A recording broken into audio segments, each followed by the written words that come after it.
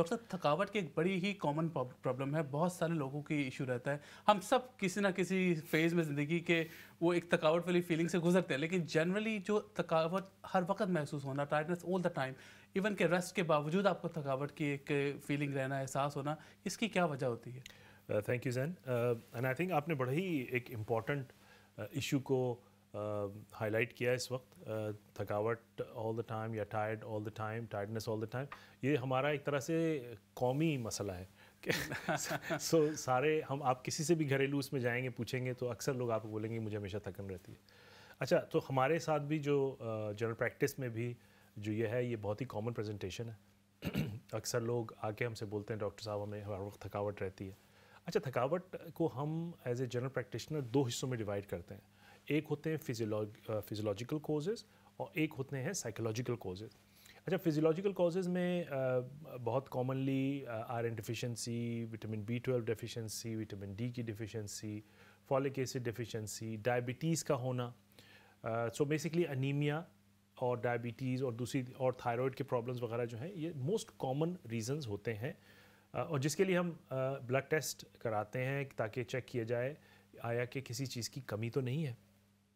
اس کے ساتھ ساتھ دوسرے ٹیسٹ یعنی کڈنی فنکشن، لیور فنکشن وغیرہ بھی کرائے جاتے ہیں تاکہ دیکھا جا سکے کہ کسی چیز کی کمی کی وجہ سے. تو اکثر اوقات ینگ لڑکیوں میں یا ادروائز بہت زیادہ لوگوں کو کوئی نہ کوئی چیز کی کمی ہوتی ہے یا کوئی چیز نئی ڈائگنوز ہو جاتی ہے، فار ایگزامپل ڈائبٹیز وغیرہ، تو ہم اس کو پھر اکارڈنگلی ٹریٹ کرتے ہیں. تو جو فزیولوجیکل سائڈ ہے، جسمانی سائڈ، اس میں ہم یہ کامن جو چیزیں ہیں یہ کرتے ہیں، اور اسے اگر اس میں کوئی پرابلم ہوتی ہے تو اس کو ٹریٹ کرتے ہیں، اور لوگ جو ہے جب اس کی ٹریٹمنٹ ہو جاتی ہے تو دے فیل مچ بیٹر.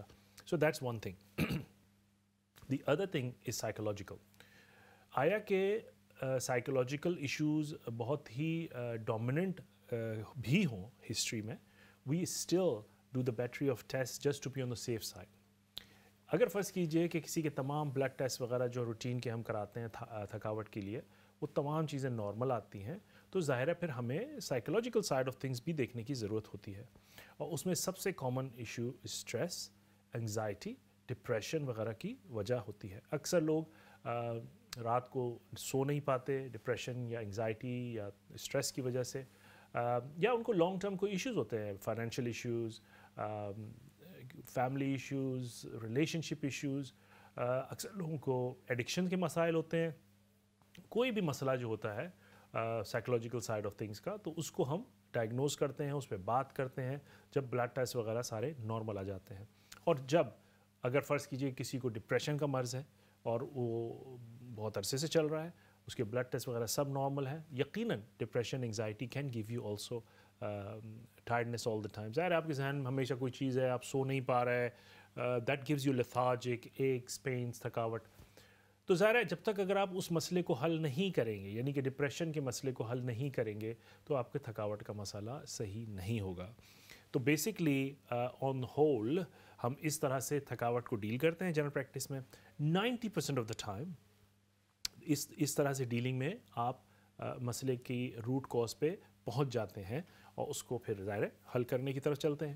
اچھا، حل کرنے میں صرف ڈاکٹر کا ہاتھ نہیں ہوتا، اس میں پیشنٹ کی بھی سمجھ بہت ضروری ہے، اور پیشنٹ کا ٹرسٹ اور اس کی انوالومنٹ بھی بہت ضروری ہے. اکثر و بیشتر اکثر لوگ تھکاوٹ کو صرف کوئی نہ کوئی ڈیفیشنسی سے یا کسی نہ کسی بیماری سے ریلیٹ کرتے ہیں، اور جب ان کے ہم کامن ٹیسٹ کرا لیتے ہیں، سب نگیٹو آ جاتا ہے، اور ڈاکٹر کو لگتا ہے کہ کوئی سائیکولوجیکل پرابلم ہو سکتا ہے، یعنی انگزائٹی، ڈپریشن یا اسٹریس، لیکن لوگ اس پہ وہ توجہ نہیں دیتے، اور اس کا مسئلہ یہ ہوتا ہے کہ پھر وہ غائب ہو جاتے ہیں بہت عرصے کے لیے ڈاکٹر کے پاس سے، کوئی علاج نہیں کراتے، اور یہ مسئلہ لنگر آن کرتا رہتا ہے.